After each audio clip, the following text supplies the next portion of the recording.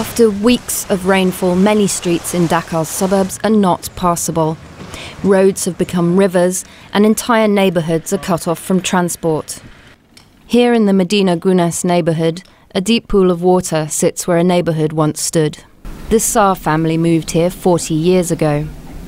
Demba Sarr lives here with 17 other family members. For 10 years, we've been living in terrible conditions, living underwater. It was really awful. When the home was built, the area was dry. Now, every time it rains, the house sits in a foot of water. So family members are packing up and moving to dry land.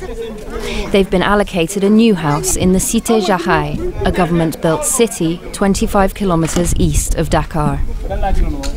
Here, neat rows of two-bedroom houses accommodate almost 2,000 families, relocated because of the floods. The air is clean and children play in the wide streets. There's electricity in most homes and running water and sanitation are in place. Sherembao is a researcher at Dakar University's Institute for Environmental Sciences. He studies urban flooding.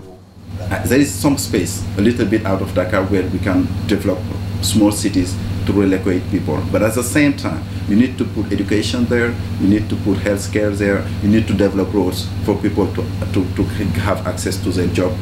The task is enormous and progress is slow. 4 years after beginning the new city, just half the planned houses are built, while hundreds of thousands of people remain in flood zones.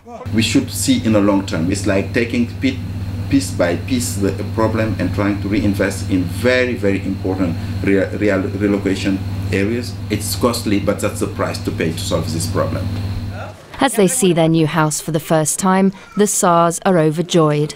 Though there are only 2 bedrooms for 18 family members, the relief at living on dry land is palpable.